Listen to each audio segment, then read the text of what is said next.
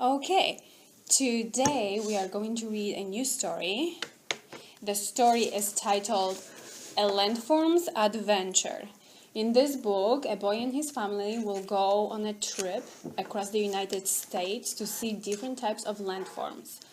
I want you to think about the word landform. What do you think that means? Landform. Maybe it's like this curved. Wait now. Any guesses? Like it's a land and it's like flat or like bumpy. Okay, so it's a land that's either flat or bumpy. Okay, I think that's a really good guess. I want you to look at that word right here on an index card. What are two words that made that word? Land and form. Land and form. So now try to think about that word again. You have two words in it. Land and Sure. form. So it's a land Mm-hmm. that's formed into a Something. We don't know what, but yes, it is basically a land that's formed into something. Do you remember how are the words called when we have two words that are put together to make one word? You remember that word? They're called compound words, compound. right? When we have two words put together, That make makes one word. word.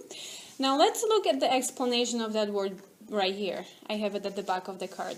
Do you want to read that out loud? Natural formations on Earth's surface such as valley, mountains, plains, or hills. Yeah, so we have natural formations on Earth's surface, such as valleys, mountains, plains, or hills. I think you were pretty close, right? Because you said about different formations of land. All right, so this book will take us on a trip through United States. So you will be able to see different types of landforms and how they are formed, all right? My question is, have you ever been on a trip? Yeah? A long trip. A long trip. Where did you go? I went to my grandma's. It took about 5 hours, I think. And where does your grandma live? She lives in, I forgot, but I think it starts with an M. Starts with an M. Is it still in Wisconsin, or did you have to go to another state? Wisconsin, Still in Wisconsin, maybe Madison? I think. Probably Madison. Okay. Do you remember what did you see during your trip? I saw these horse rides, Okay. and which I went on, and I saw this go-kart thing, I think, but and I saw a lot of restaurants, and we went through woods sometimes, Okay.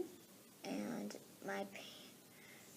while we were watching a movie in the car, so we didn't usually see a lot of things. So you weren't really looking outside of the car. But I saw a little things. You saw a lot of things. Okay, good. There is something new that I want you to start doing when you read the stories now. It's something that I think will help you to know what you are reading about. It is called retelling. What does to retell means? Like to reread again. Not really. Think about that. You are reading a page, okay, and then after the reading you want to retell, to say what you read about on that page, okay? But you are going to do it in your own words. I think if you are going to retell page by page, it will help you to focus on what you are reading, okay? Come and look at the book with me right here. I'm going to read aloud just the page 4, the road trip part. I'm going to read it and give you an example of retelling, okay? Okay. So let's look. I just found out that I'm going on a road trip this summer. My parents and I are going all the way from Boston to Seattle. My class is studying landforms in school. Mom says we're going to see some amazing landforms along the way. So now I'm thinking about what I read in my head. And I know that the character is going with his parents on a trip, right? He's going to go from Boston to Seattle, and that he is excited about seeing different types of landforms because he is studying them in class.